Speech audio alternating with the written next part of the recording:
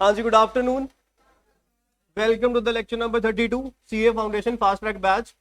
तो आज का जो टॉपिक है वो लास्ट लेक्चर में हम कर रहे थे बायनोमियल डिस्ट्रीब्यूशन, उसको आगे कंटिन्यू करते हैं। तो बायनोमियल डिस्ट्रीब्यूशन क्या था, किसी को थोड़ा बहुत याद है? वैसे उम्मीद है कुछ नहीं याद होगा आपको। याद है? बायनोमियल डिस्ट्रीब्यूशन तब यूज करते हैं जब एक एक्सपेरिमेंट को मल्टीपल टाइम्स रिपीट किया जाता है। एक एक्सपेरिमेंट को, सेम एक्सपेरिमेंट है, आपने 2 बार कर लिया, 3 बार कर लिया, 4 बार कर लिया, 10 बार कर लिया, 20 बार कर लिया और कुछ प्रोबेबिलिटी निकालनी है। In that case you will use binomial distribution. उसमें पैरामीटर्स डिस्कस किए थे हमने, N, P, Q and R. Do you remember this parameters? N क्या था? नंबर ऑफ ट्रायल्स, कितनी बार आपने एक्सपेरिमेंट किया, that is small N. P, probability of success in a single trial. Q, probability of failure in a single trial, and R is number of success। ठीक है, अब एक example से भी हमने डिस्कस किया था कि कैसे प्रोबेबिलिटी निकालनी है, और नॉर्मली भी आपको पता है। फॉर एग्जाम्पल कुछ भी मान लो कि किसी चीज की होने की प्रोबेबिलिटी 1/6 है और नहीं होने की 5/6 है। मतलब हमारे जो फेवर में सक्सेस की प्रोबेबिलिटी 1/6 और फेलियर की प्रोबेबिलिटी 5/6। मान लो क्वेश्चन मैंने किसी को दिया, वो क्वेश्चन सोल्व हो जाएगा, उसकी प्रोबेबिलिटी क्या है? 1/6, नहीं होगा 5/6। ठीक है, अब एक ही मतलब क्वेश्चन को मल्टीपल 6 बार एक बंदे ने ट्राई करा, वो 6 बार में से 4 बार उसने क्वेश्चन को सही कर दिया, उसकी क्या प्रोबेबिलिटी है? मेरी बात समझ आ रही है आपको? एक क्वेश्चन मैंने किसी बच्चे को दिया, वो सॉल्व कर देगा, उसकी प्रोबेबिलिटी है 1/6, नहीं सॉल्व होगा, उसकी प्रोबेबिलिटी है 5/6। मैंने एक क्वेश्चन मतलब 10 बार पूछ लिया किसी बच्चे से, 10 बार में से उसने 3 बार उसका जवाब सही दिया, या 10 बार में से 4 बार उसने सही जवाब दिया, इसकी क्या प्रोबेबिलिटी है? करेंगे क्या? अब मैं यहां लिख देता हूं, 10 टाइम्स मैंने क्वेश्चन पूछा और 4 बार मुझे उसका आंसर सही चाहिए। सही बताने की प्रोबेबिलिटी 1/6 है, गलत बताने की 5/6।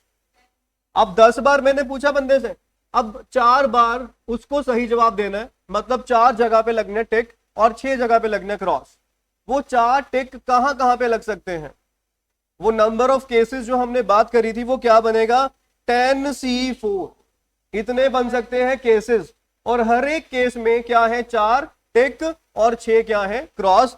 4 टिक का मतलब 1/6 की पावर 4 और 6 क्रॉस का मतलब 5/6 की पावर।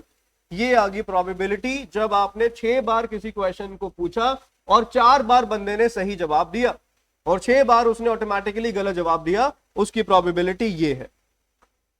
कुछ पल्ले पड़ा? ठीक है जी, तो इसी को हमने फॉर्मेट में लिखा था, NCR, P की पावर R, Q की पावर, बस परफेक्ट। NCR का मतलब नंबर ऑफ केसेस, N में से R जगह पे आपने टिक मारने हैं, तो N-R जो जगह बची वो किसके लिए? फेलियर के लिए। अब N टोटल है, उसमें से R हमें सक्सेस चाहिए, N-R क्या होगी? फेलियर।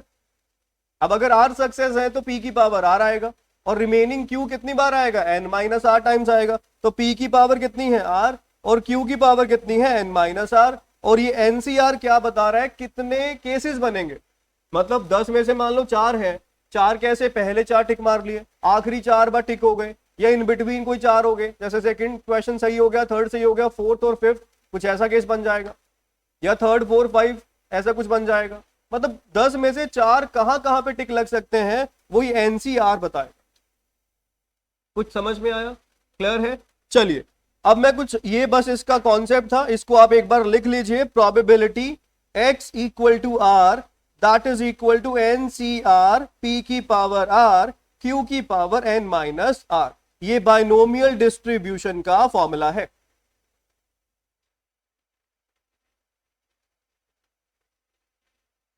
ठीक है, ये फॉर्मूला समझ में आ गया। अब एक क्वेश्चन कर लेते हैं। क्वेश्चन मैं आपको बता देता हूं क्या है, उसके बाद इसको थोड़ा सा यहां रिलेट करके भी एक बार देखेंगे। क्वेश्चन ये है कि किसी बंदे को, वही शूटिंग वाला एग्जांपल ले लेते हैं, कि कोई टारगेट हिट करना है। ठीक है, अ मैन हिटिंग द, लिख लो पहले इस क्वेश्चन को, the probability of a man, the probability of a man hitting a target, hitting a target is 1/6। he tried 4 times, draw its binomial distribution, draw its binomial distribution. अब जरा ध्यान से समझना, ये क्वेश्चन में ना क्या क्या क्वेश्चन पेपर में पूछ सकते हैं, सब इसी में डिस्कस हो जाएगा, ठीक है।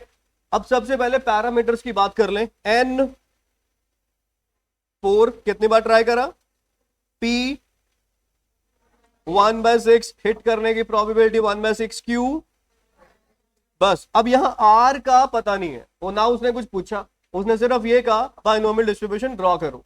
ड्रॉ का मतलब सारे केसेस आपको लेके चलने हैं, और यहां कैपिटल X को हम क्या कंसीडर करते हैं, नंबर ऑफ सक्सेस। अब कितने सक्सेस हो सकते हैं, सभी कंसीडर करने हैं। 0 पॉसिबल है कि कोई भी टारगेट उठकर हिट ना हो, पॉसिबिलिटी है। 1 बार लग जाए निशाना, ये भी पॉसिबिलिटी है। 2 बार, 3 बार, या सारे उसके टारगेट हिट हो गए, ये पॉसिबिलिटी भी बन सकती है। जब वो हमसे पूछ लेता कि आप 2 की बताओ, फिर हम इस स्पेसिफिक केस की बात कर रहे होते। अगर वो हमसे पूछता 3 सक्सेस की प्रोबेबिलिटी बताओ कि उसका टारगेट 3 बार हिट हुआ, फिर हम एक स्पेसिफिक केस की बात कर रहे हैं। बट जब उसने कुछ कहा नहीं हुआ, सिर्फ कहा हुआ draw binomial distribution, that means we have to consider all the cases जो आ सकते हैं। अब यहां पे ये सारी पॉसिबिलिटी आपको कवर करनी है, जब 0 सक्सेस, 1 सक्सेस, 2, 3, 4 सारे केसेस को लेके चलेंगे। अब यहां अगले कॉलम में बनेगी प्रोबेबिलिटी। अब प्रोबेबिलिटी की बात कर लें जरा। 0 सक्सेस मतलब 4C0, बिल्कुल 4C0। यहां सक्सेस की प्रोबेबिलिटी 1/6 कितनी बार आएगा, 0। सक्सेस तो आएगा नहीं, सारे क्रॉस लगे हुए हैं ना यहां पे, और क्रॉस कितनी बार आएगा, 4 टाइम्स आएगा। ये क्रॉस की प्रोबेबिलिटी आ गई, तो 0 सक्सेस का जो भी आएगा हम यहां पे कैलकुलेशन कर लेंगे बाद में। अगले पे आ जाइए 1 पे। 1 की बात करें, 4C1 1/6 की पावर 1, 5/6 की पावर 3, क्योंकि 4 जगह है, एक टिक मारना है, 3 क्रॉस है, एक टिक की जगह पे सही वाली प्रोबेबिलिटी, 3 क्रॉसेस की जगह पे क्यू क्यू क्यू आ जाएगा, वो क्यू का क्यू बन गया। समझ लो मेरी बात। तो ये बन जाएगा, जब 2 है, 2 सक्सेस, इसका बताइए 4C2 1/6 का स्क्वायर, क्योंकि टिक लगने हैं 2 और क्रॉस भी लगने हैं 2, 5/6 का भी स्क्वायर, ठीक है। अब 3 वाले पे आ जाइए, 4C3 1/6 का क्यूब, 5/6 की पावर 1, और जब 4 चारों 4 आपने टिक मारे हैं, 4C4 हो जाएगा 1/6 की पावर 4। वो लिखने की जरूरत नहीं है, क्योंकि वो 0 होएगा, 1 होता है वो, तो लिखने की जरूरत नहीं पड़ेगी। अब इसको सॉल्व कर लेते हैं। 4C0 बताना एक बारी, 4C0। और भाई ये चीजें ध्यान रखो, कितनी बार तो बता दिया आपको। 4C0 कितना, 1। ये भी, ये पूरी चीज 1 बन चुकी है, दिख रही है आपको। और ये 5 की पावर 4, 625, 6 की पावर 4 करना एक बारी, 790, 12, 1 2 9 6, ये बन गया पहला।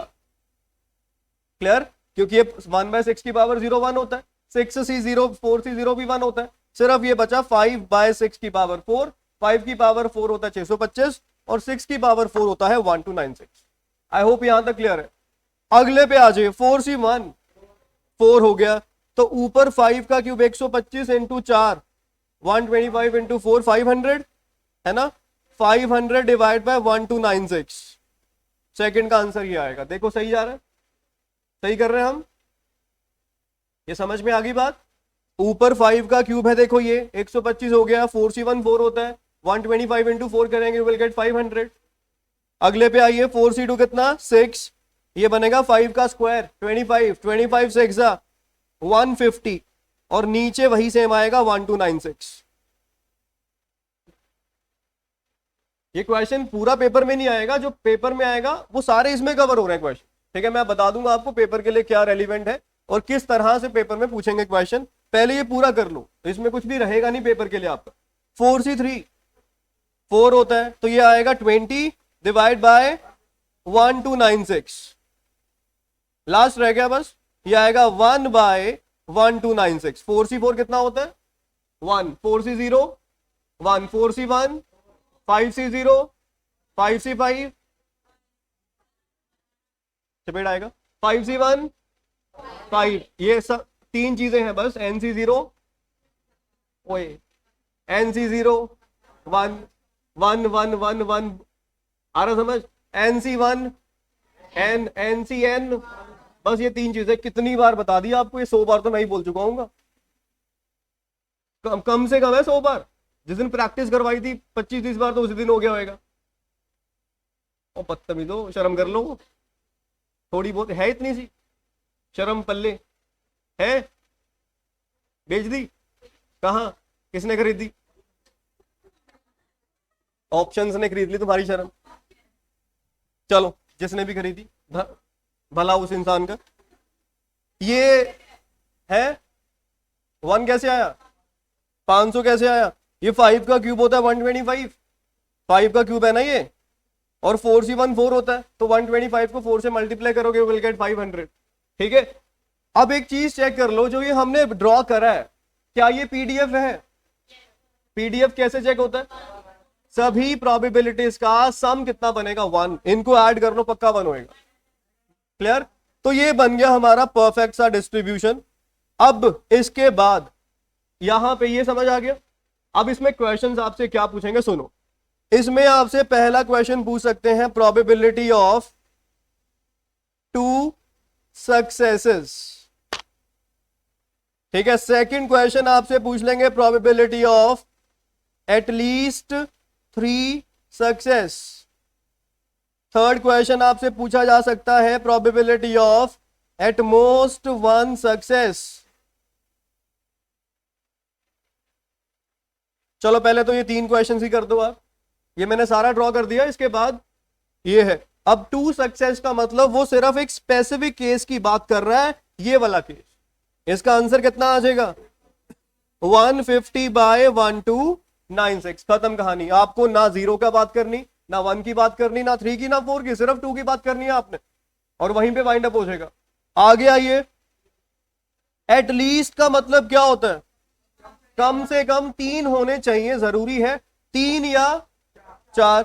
अब that means we are considering this and this. हम 3 वाला और 4 वाला केस लेके चलेंगे, तो 3 वाले की प्रोबेबिलिटी 20, और मतलब दोनों को ऐड करके आ जाएगा।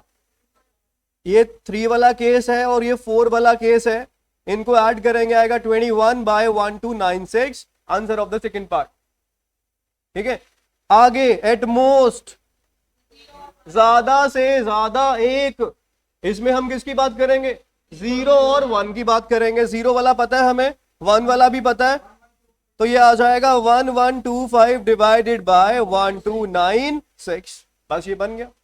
ये तो 3 सिंपल क्वेश्चंस मैंने आपको दिए, एग्जैक्टली वाला, एटलीस्ट वाला और एटमोस्ट वाला। ठीक है, इसके बाद अगला पार्ट है, इसी डेटा का मीन आपने फाइंड करना है। अब एक शानदार ट्रिक बताऊंगा, ये करने की जरूरत ही नहीं पड़नी। अब वैसे कैसे करोगे आप? मीन का मैंने आपको बता रखा है क्या करना है। ये आपके पास x आ गया, ये हमारे पास px आ गया। x की वैल्यूज क्या है? 0 1 2 3 एंड 4। डन। अब इसको स्टैट्स में कैसे रिलेट करेंगे? How many readings do you have? 1 to 96 readings हमारे पास है, उसमें से 0 कितनी बार है? 625 बार है। 1 कितनी बार है? 500 बार है। 2 150 बार है। 3 20 बार है। 4 1 टाइम है। ये स्टैट्स में आपका डेटा लिंक हो जाएगा और वहां से आपने मीन निकाल लेना, हो जाएगा। और प्रोबेबिलिटी में आपको मैंने बताया था, मीन को एक्सपेक्टेड वैल्यू भी कहा जाता है, which is equal to summation x into, वो हम इसको मल्टीप्लाई वगैरह कर लेंगे, you will get your answer. हो जाएगा इतना। अब ना इसका सिंपल ट्रिक है, पेपर में क्वेश्चन आ गया कि इसका मीन निकालो, इसका सीधा शॉर्टकट है n इंटू पी। कुछ नहीं करना, ना आपने कोई वो टेबल बनाना, कुछ नहीं करना, सिंपल मीन का फॉर्मूला शॉर्टकट होता है n इंटू पी। अब n बताओ जरा, मैं वेरीफाई भी कराऊंगा आपको। n कितना था? कितने ट्रायल्स करे? 4। p probability of success 1/6। कितना मीन आ गया? 2/3 आ गया। आ गया 2/3। ओए होए, थोड़ा और आगे बढ़ जा। 66 666 हाँ हाँ ठीक, ओके, ये समझ गए। अब जरा इसको वेरीफाई करो, वेरीफाई कर रहे हो, वेरीफाई कैसे करोगे बताना एक बारी, वेरीफाई कैसे करेंगे? तो मैंने शॉर्टकट बता दिया। अब ये शॉर्ट, मेरे पे भरोसा मत करो, ये शॉर्टकट कैसे वैलिड है?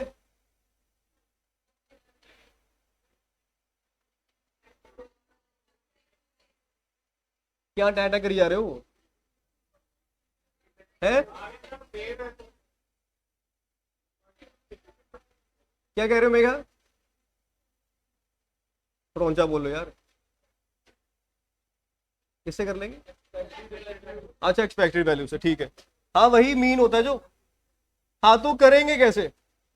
x को पी एक्स के साथ मल्टीप्लाई करके ऐड कर देंगे, simple. Summation x into P x formula था इसका।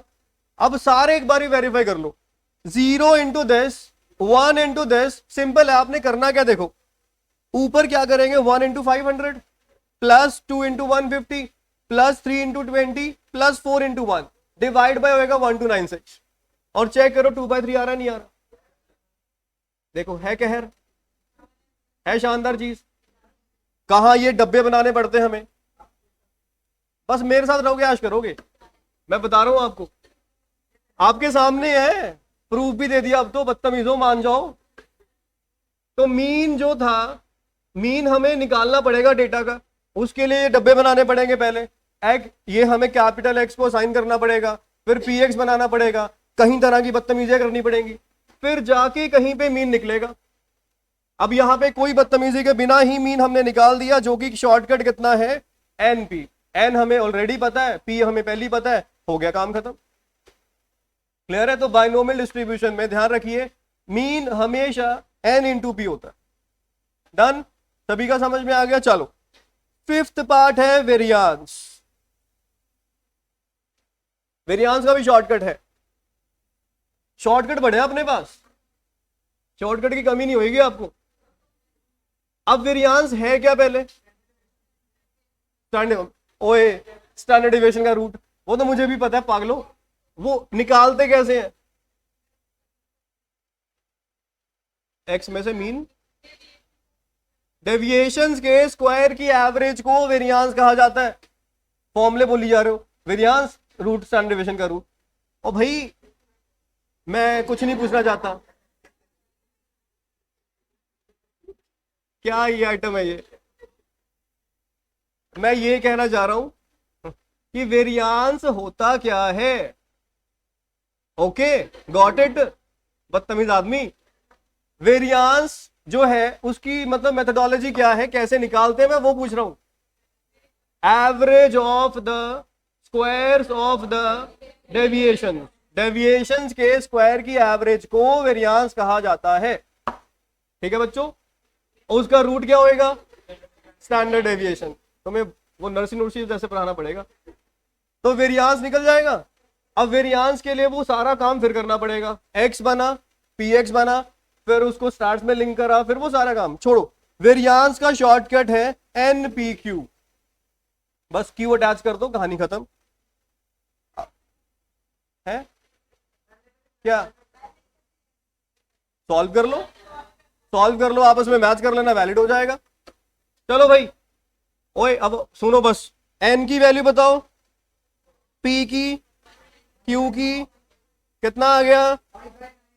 5/9 आ गया, ये वेरियांस आ गया। और आपका जरा सा एक टास्क है, घर जाके कर लेना। वो टास्क ये है कि ऊपर जो हमने बनाया टेबल, इसको स्टार्स में कन्वर्ट करके वेरियांस क्रॉस वेरीफाई कर लेना। अब समझ में आ गया मैं क्या कहना चाह रहा हूं? समझ गए क्या करना बताना? ये जो हमने बनाया, इसको स्टार्स में कन्वर्ट करके मीन और वेरियांस एक्चुअल तरीके से निकाल के शॉर्टकट के साथ आपने वेरीफाई करना। ठीक है भाई? ओ ठीक है, समझ गए मैं क्या कहना चाह रहा था? ठीक है चलो बस, ठीक है ठीक है, ये हो गया। अब यहां तक क्लियर है? मीन का शॉर्टकट क्या पड़ा? एन पी, और वेरियांस का, अब स्टैंडर्ड डेविएशन तो वेरियांस का रूट होता है, तो उसका रूट कर देंगे, you will gate standard deviation. अब यहां स्टैंडर्ड डेविएशन आपने निकालनी है, ये तो सीधा ही हो जाएगी, क्या? Root of N P Q. बोलो जी, ठीक है डन। बस ये था इस टॉपिक में, और कुछ भी नहीं है। अब जो पेपर में ना क्वेश्चन पूछ लेते हैं, थोड़ी सी कॉमन सेंस यूज करना जितनी का आपके पास है। हम बस ऐसे ही चलता रहेगा। चलो अब बताओ जरा, और भाई सुन लो, अब सुन लो, मीन और वेरिएंस दो चीजें लिखी हुई हैं। बाइनोमियल डिस्ट्रीब्यूशन में क्वेश्चन आया था पेपर में कि कौन सा रिलेशन सही है। ऑप्शन नंबर ए ये था, ऑप्शन नंबर बी जो था दैट इज ये, और सी था mean equal to variance, and D था कांट से, हमें पता ही कुछ नहीं। हाँ वो तो तुम्हें पता ही नहीं कुछ, अनपढ़ हो तुम तो। पहला ही है। अब इसका कारण क्या है?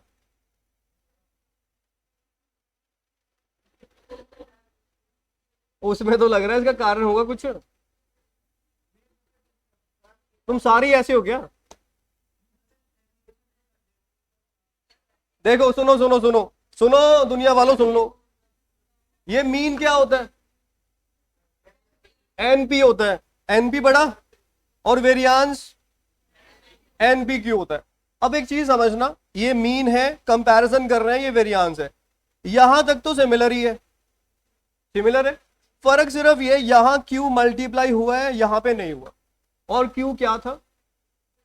प्रोबेबिलिटी ऑफ फेलियर, और जो प्रोबेबिलिटी होती है 1 से छोटी होती है, आपको पता है, और p प्लस क्यू 1 होता है, ये भी चीज पता है।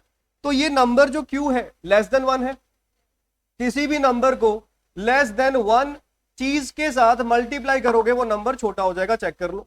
मान लो 20 है, 20 को मैं हाफ के साथ मल्टीप्लाई कर दूं 10 हो गया, 20 को मैं 0.9 से मल्टीप्लाई कर दूं 18 रह जाएगा। मतलब अगर किसी नंबर को लेस देन 1 के साथ मल्टीप्लाई कर देते हो तो वो नंबर रिड्यूस हो जाता है। इवन कि आप 20 को 0.99 से भी मल्टीप्लाई कर लो, वो भी 20 से कम होगा। आ रही है बात समझ? अब यहां एनपी और एनपी तो सिमिलर है, फर्क सिर्फ ये है यहां पे राइट हैंड साइड में आपने क्यू से मल्टीप्लाई कर दिया, दैट मींस वो नंबर थोड़ा रिड्यूस हो गया और ये नंबर थोड़ा ज्यादा है। रीजनिंग समझ आई इसकी? मैं ये नहीं कह रहा कि आपने थोड़ा सा क्वेश्चन से रिलेट करना है, आप लॉजिकली चीजों को करोगे तो याद भी रहेगा, रिटेन भी कर लो।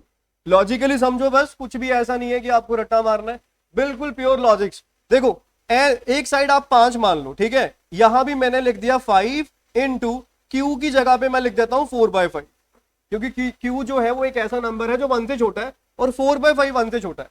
5 यहां भी है, 5 यहां भी है, एनपी यहां भी है, एनपी यहां भी है, फर्क सिर्फ क्यू का बड़ा और क्यू 1 से छोटा, आपको पता ही है। तो 1 से छोटा जब आपने मल्टीप्लाई कर दिया, ये पूरी चीज 5 से कम हो गई। तो मतलब right hand side is greater than sorry left hand side is greater than the right hand side. तो कौन ज्यादा है? ओए तेरा बार बार बोलना जरूरी है? मैंने कहा बोला, मैं ही बोल गया हूँ 20-25 बार। तो यहां कौन ज्यादा है? मीन। तो ऑप्शन नंबर ए आंसर आ जाएगा। अब समझ आ गई बात? तो ये क्वेश्चन बहुत इंपॉर्टेंट था, पेपर में पूछा गया था। अब कुछ चीजें ऐसी हैं जो आपको वहां पे ऑन द स्पॉट भी सोचनी पड़ सकती हैं। अब ये हर एक चीज, मतलब मैक्सिमम चीजें तो हम कर ही रहे हैं, बट कुछ आउट ऑफ द बॉक्स भी कई बार आ जाता है, तो हैंडल करना सीखो। ये नहीं कि घबरा ले, हमने तो किया ही नहीं जी ऐसा कुछ। चीजें बड़ी सिमिलर होती हैं, बड़ी सिंपल होती हैं, बस उनको मैनेज करना वहां पे हमें औखा हो जाता है। अब ये क्वेश्चन ऐसा है कि थोड़ा बहुत सोचोगे तो हो जाएगा, कोई लंबी चौड़ी बात नहीं है, ठीक है। तो क्वेश्चन कुछ नया मिल जाए पेपर में, हैंडल करो उसको। ये नहीं कि छोड़ दिया, हमने तो किया नहीं, टॉपिक तो किया है ना, उससे रिलेटेड चीजें थोड़ा हैंडल करो यार, क्या फर्क है। और थोड़ा कॉन्फिडेंस बना के रखा करो पेपर में। पेपर में ना कॉन्फिडेंस होगा, कुछ भी कर लोगे आप। अब सिंपल सी एक आपको एग्जांपल देता हूं। एक ना स्टूडेंट था, 2-3 साल की बात है, उसने क्या करा, बहुत ही ब्रिलियंट था, ठीक है। हुआ क्या, पेपर अटेम्प्ट करने गया तो पेपर में क्या हुआ, स्टार्टिंग का ना 1-2 क्वेश्चन ऐसा हुआ जो उससे नहीं हुआ, तो 10-20 मिनट उसके खराब हो गए पेपर में, डिमोटिवेट हो गया। तो डिमोटिवेट हो गया क्या हुआ, सारा पेपर उसका खराब हो गया। और इतना ब्रिलियंट था, रैंक निकालने वाला बच्चा था वो, सिर्फ इस वजह से कि स्टार्टिंग के 10-15 मिनट खराब। अगर वो ये सोच लेता कि कोई ना 10-15 मिनट ही है, बाकी मेरे पास 1.25-2 घंटे तो पड़े हैं पेपर के लिए, सोच की बात है। बस पेपर में ये अपना कंपोजर बना के रखना आपने कि कोई ना, बस कोई क्वेश्चन नहीं होया छोड़ दो, कोई ना बाद में देखेंगे। ये नहीं कि क्वेश्चन नहीं हो रहा, मुझे तो कुछ आता नहीं, अपने आप पे शक करने लग जाओ। मुझे कुछ आता भी है कि नहीं आता, मैं एम ही तो नहीं पेपर देने आ गया। तो वो सब चीजें नहीं होनी चाहिए पेपर में। पेपर में जो है प्रॉपरली सेट होके जाना आपने, समझ रहे हो। तो ये एक कॉन्फिडेंस है जो आपसे कुछ भी करा देगा।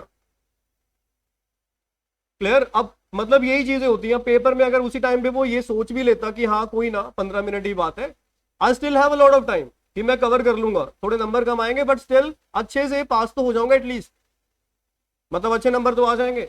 उसको बस डीमोटिवेट हो गया, सारा पेपर खराब, एक वही 6 महीने का फिर पीछे आ गया।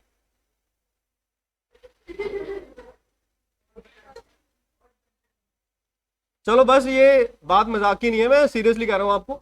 तो थोड़ा सा कॉन्फिडेंस अपना बना के रखा करो, कोई चीज नहीं होती कोई ना, हिम्मत ना हारा करो कभी, चलता रहता है सब, it's part of life.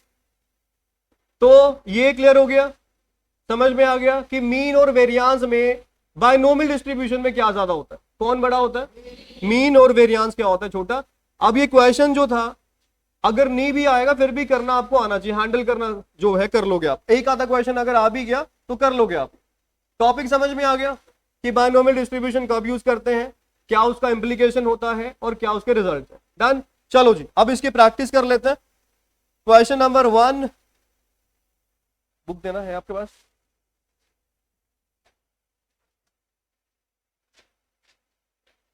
Question number 1 आप लिखिए, the mean and variance of binomial distribution are mean and variance of binomial distribution are 4 and 2 respectively। एक बाइनोमियल डिस्ट्रीब्यूशन है जिसका मीन 4 है और वेरियांस 2 है, हमें निकालना है प्रोबेबिलिटी x ग्रेटर देन 6 क्या होगा। ऑप्शंस, पहला है 9/256, सेकंड ऑप्शन है 7/256, थर्ड ऑप्शन है 19/256 और लास्ट है 31/256। करिए ट्राई। अब ये बायनोमियल डिस्ट्रीब्यूशन लिख दिया इन्होंने।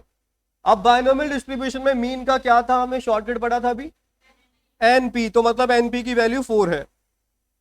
वेरियांस क्या पढ़ा, तो वेरियांस एनपीक्यू कितना है, 2 है।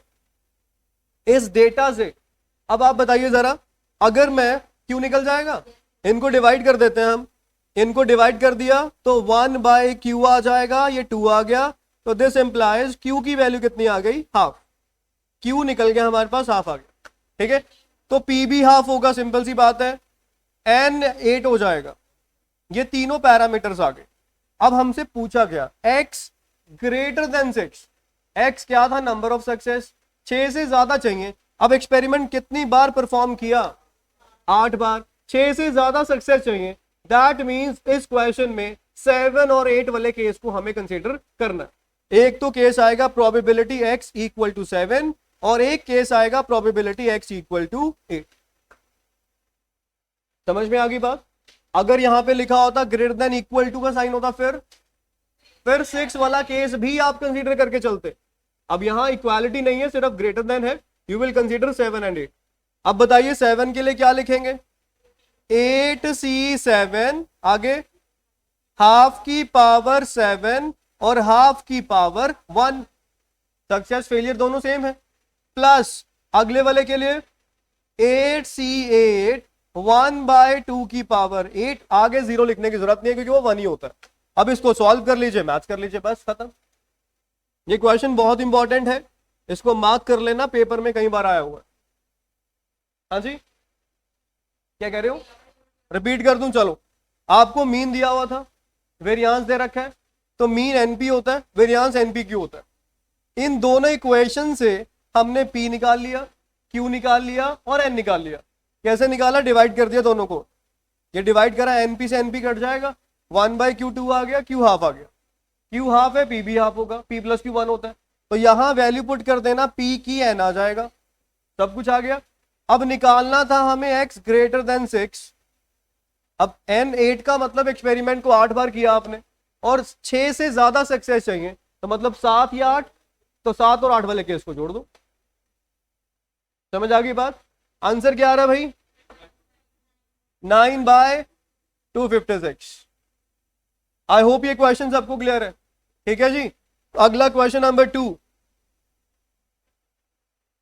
ये सारे डिफरेंट डिफरेंट वो हैं, टाइप्स के हैं, तो सब अटेम्प्ट कर लेना आप अभी। इसमें हमें दिया हुआ है n=5, probability x=1 is equal to 8 times probability x=3, ये दिया हुआ है, और p की वैल्यू फाइंड करनी है। ऑप्शन नंबर ए है 4/5, ऑप्शन नंबर बी है 1/5, सी है 1/3 एंड डी है 2/3।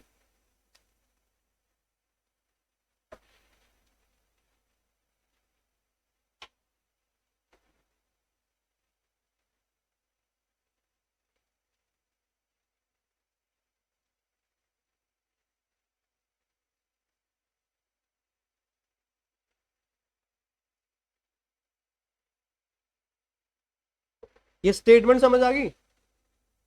n=5 का मतलब नंबर ऑफ ट्रायल्स 5 है। यहां कैपिटल X=1 का मतलब एक सक्सेस, ये है probability of getting one success, that is equal to 8 times probability of getting 3 success. अब ये बताओ पहले एक सक्सेस की प्रोबेबिलिटी क्या होगी? 5C1 P की पावर 1 Q की पावर 4, ये ठीक है। This is equal to 8 times 3 success की प्रोबेबिलिटी 5C3 P की पावर 3 Q की पावर 2। ये बन गई इक्वेशन आपके पास। जो उसने दिया हुआ था उसको मैंने बस वेरिएबल्स की फॉर्म में कन्वर्ट कर लिया और कुछ नहीं करा ना। डन यहां तक। अब इसको सॉल्व कर लेते हैं, क्या क्या आएगा। 5C1 कितना 5, ये P की पावर 1 P, Q की पावर 4 एज इट इज, 8 भी एज इट इज। 5C3 कितना होता है 10, 10 8 जा 80 हो गया, और यहां बचा P का क्यूब Q का स्क्वायर। ये कैंसिल हो रहा है 16 पे, 16 5 से 80 होता है, और P एक ये है 3 ये है, तो इधर 2 बच जाएंगे, और ये 2 और ये 4, इधर 2 रह गए। ये समझ में आ गया? मतलब सिर्फ कैलकुलेशन करिए और कैंसिल करा, तो यहां लेफ्ट में क्या बचा Q स्क्वायर, राइट में 16P स्क्वायर। तो अगर मैं इसको सिंप्लीफाई करूं, Q square by P square equal to 16, और I can even write it as Q by P equal to 4। ठीक है जी, क्लियर? इसका मतलब Q जो है वो 4P के बराबर है। अब आगे क्या करें? बैठे रहो। P प्लस Q कितना होता है 1, ये पता है। ये एक हिडन कंडीशन है जो आपको maximum of the most of the question solve कर लोगे आप इस हिडन कंडीशन से, और वो हिडन कंडीशन है P प्लस Q कितना होता है 1, सक्सेस प्लस फेलियर 1 होता है। तो यहां पे हम कंडीशन अप्लाई करेंगे, we know that P plus Q equal to 1, तो यहां P as it is, Q की वैल्यू 4P, Q 4P है ना, ये पुट कर दिया 1 आ गया, तो यहां से P की वैल्यू आ जाएगी 1/5। P 1/5 है तो Q, इसने पूछा क्या था हमसे, P पूछा था, तो P कितना आएगा 1/5। ऑप्शन नंबर बी आ जाएगा आपका इस क्वेश्चन का। अब स्टेटमेंट समझ आनी शुरू होगी। ये कैपिटल X=1 का मतलब क्या है, X=3 का मतलब क्या है, कोई भी इक्वेशन दे देंगे, कुछ भी आपसे पूछा जा सकता। डन। नेक्स्ट क्वेश्चन नंबर 3, अब इसको आप खुद ट्राई करिए। हाँ जी, मतलब ये लॉजिकल है। देखो मैं इसका सिंपल लॉजिक है, अगर आप एग्जाम्पल कोई एक्सपेरिमेंट की बात कर रहे हो, कोई इवेंट हो रहा है या नहीं हो रहा, दोनों को मिला के 100% होगा, वही चीज यहां पे success plus failure equal to 100%, वही चीज है। अगर सक्सेस के 60% चांस है, फेलियर के 40% है, तो दोनों को ऐड करोगे 100% होएगा ना, तो वही लॉजिक है, सिंपल। ठीक है जी, चलिए अगला क्वेश्चन है आपके लिए।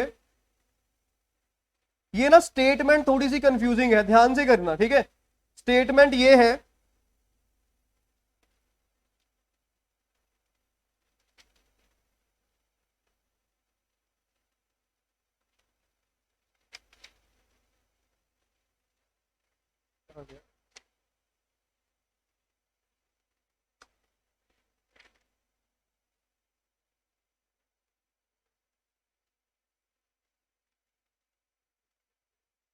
चुप कर जा तू।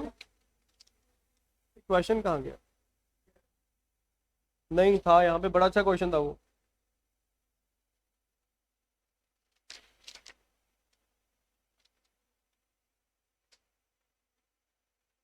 हाँ ये रहा, लिखो भाई, क्वेश्चन पूरा लिख लो, एक एक वर्ड इंपॉर्टेंट है इस क्वेश्चन का, एक एक बूंद कीमती है, ये लिख लो। टू डाइज आर थ्रोन, एक एक कोई वर्ड मिस मत कर देना, क्वेश्चन गलत हो जाएगा वहीं पे। टू डाइज आर थ्रोन,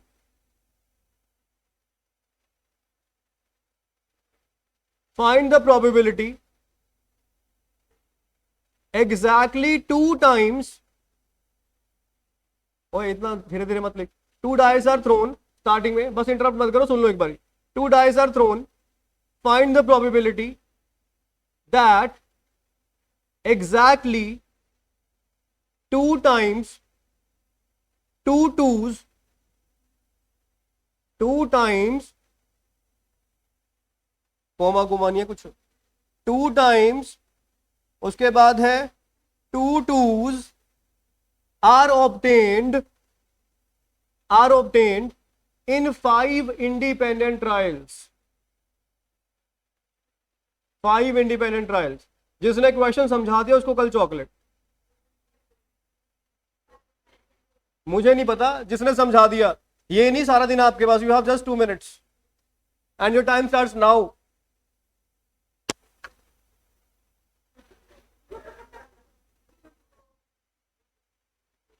दो मिनट है आपके पास, जल्दी करिए।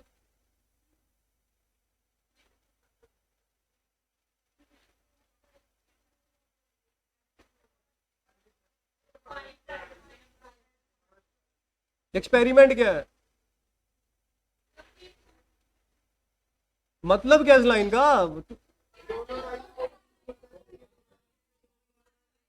2 आना चाहिए, बस यही है।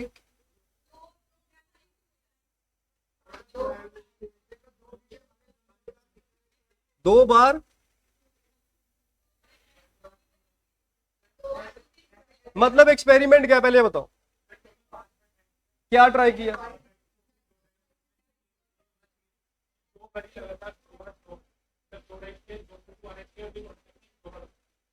ये हाँ, इसकी बात ठीक है, ये ठीक है। सुन लो, इस क्वेश्चन में क्या था एक बार समझ लो। डाइस थे, विशाल ने सही जवाब दिया। ओ यार, एक्सप्लेन करना भी कुछ होता है, मैं देता मुकर गया, मैं तो मैं इसको दूंगा विशाल को, इसने सही जवाब दिया भाई। चलो कैंसिल, अगले क्वेश्चन में करना ट्राई। अभी मिलेगी चॉकलेट, एक बंदे को पक्का मिलेगी, अब इतनी सारी मैं कहां से लाऊं, एक बंदे को पक्का मिलेगी। तो नेक्स्ट क्वेश्चन में ट्राई करना, जिसका सबसे पहले होगा वो बताएंगे, ठीक है। तो इस क्वेश्चन में एक्सपेरिमेंट है, 2 डाइस को फेंकना एक बार, वो एक एक्सपेरिमेंट हो गया। मान लो 2 डाइस इकट्ठे फेंक दिए, एक्सपेरिमेंट डन, एक बार। फिर वही 2 डाइस को एक बार और फेंक दिया, 2 बार हो गया। फिर ऐसे करके 5 बार उसने एक ही एक्सपेरिमेंट को किया। बंदा बड़ा वेला है, तो वो करी जा रहा है, करी जा रहा है, करी जा रहा है, 5 बार करी गया। और चाहिए क्या सक्सेस, पता क्या है इसमें सक्सेस क्या है? 2 आना। जैसे मान लो डाइस के 2 बार फेंका आपने, 36 एलिमेंट होता है ना। 36 एलिमेंट कैसे, 1 1 1 2 1 3, फिर 1 6 लाइन होती है, फिर 2 1 ऐसे लाइन होती है। तो 2 का आना सक्सेस है। अब मुझे ये बताओ सक्सेस की प्रोबेबिलिटी क्या होगी? 1/36। मेरी बात समझ में आई? और फेलियर की 35/36, सक्सेस की 1/36। अब क्वेश्चन में कुछ नहीं खास, अब ये है इसी एक्सपेरिमेंट को कितनी बार किया? 5 बार। सक्सेस कितने चाहिए? सक्सेस कितने चाहिए? 2 बार चाहिए। तो क्या होएगा? 5C2, 5C2 हो गया। सक्सेस की प्रोबेबिलिटी कितनी बार, और फेलियर की प्रोबेबिलिटी 35 बाय कितनी बार। मतलब इस क्वेश्चन की ना स्टेटमेंट ही समझने में थोड़ा सा कॉम्प्लिकेशन होता है, क्योंकि 2 2s आर 2, ये 2 लिखा हुआ है लाइन ना, ये बड़ी कॉम्प्लिकेटेड सी है। तो एक्सपेरिमेंट क्या है? 2 डाइस को फेंकना इकट्ठे, एक बार एक्सपेरिमेंट हो गया, फिर उन्हीं को दोबारा 2 बार एक्सपेरिमेंट हो गया। मतलब ये एक्सपेरिमेंट है जिसको 5 बार रिपीट किया गया, और 2 का आना सक्सेस। तो सक्सेस की प्रोबेबिलिटी 1/36, फेलियर की 35/36, उस अकॉर्डिंग कर लेना बस, आगे तो कर ही लोगे जितना भी आएगा। 5c2 कितना होता है 10, 35 का क्यूब हो जाएगा और 36 की पावर 5 हो जाएगी। ऑप्शंस में सॉल्व नहीं करना आपने, इसी हिसाब से ऑप्शंस दे रखे होंगे, मैच कर लेना बस। इसका ना एक ऑप्शन और भी हो सकता है, मान लो इस हिसाब से दिया हुआ 10 इंटू 35 का क्यूब इंटू 6 की पावर -10, ऑप्शन में इस हिसाब से दिया होगा, क्या ये सही है? सही है ये। अभी 36 6 का स्क्वायर है, तो ये पूरी 6 की पावर कितनी बन गई 10, ये 10 नीचे पॉजिटिव है ऊपर जाके, तो ऑप्शन ये भी होएगा। तो ऑप्शन मतलब पावर को मैनेज करके भी ये सर्ट्स एंड इंडिसेस चैप्टर आएगा तब पढ़ेंगे आगे। ठीक है, क्लियर, डन। चलिए जी, क्वेश्चन नंबर 4। क्वेश्चन नंबर 4 है, अ die is thrown 8 times. A die is thrown 8 times. The probability that किसी डाइस को 8 बार फेंका गया, the probability that third 6 is observed on the 8th throw. जो तीसरी बार 6 आया वो 8वीं बार में उन्होंने देखा, इसकी प्रोबेबिलिटी निकालनी। Probability that third 6 is observed on the 8th throw, 8वें थ्रो में तीसरी बार 6 को देखा गया। अब सोचो जरा क्या होएगा।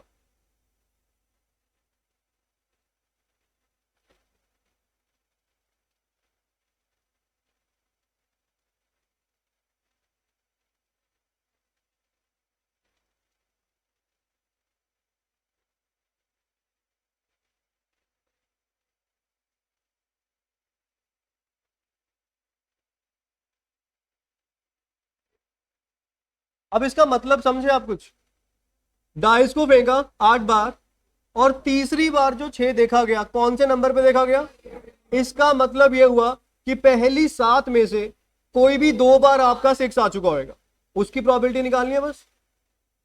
मतलब क्वेश्चन थोड़ा इनडायरेक्ट, सुनो मेरी बात, मैं समझा रहा हूं। 8वीं बार तो आपने देख ही लिया, कंफर्म्ड हो गया।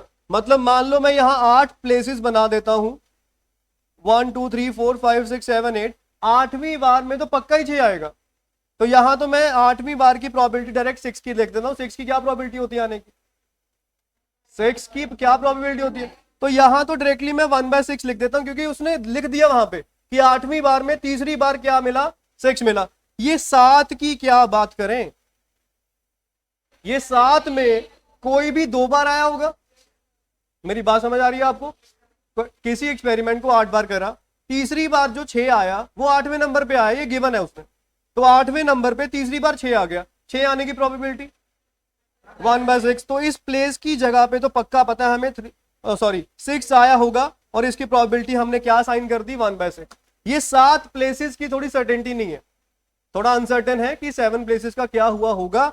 अब ये 7 में से एक चीज कंफर्म्ड है क्या, कि 2 बार 6 तो आया होगा, तो 2 बार 6 की प्रोबेबिलिटी निकाल देते हैं। क्या, 7c2 1/6 का स्क्वायर हो गया और 5/6 की पावर 5, ये 7 प्लेसेस का आंसर आ गया। और 8वें प्लेस के लिए 1/6 हमें पता ही है।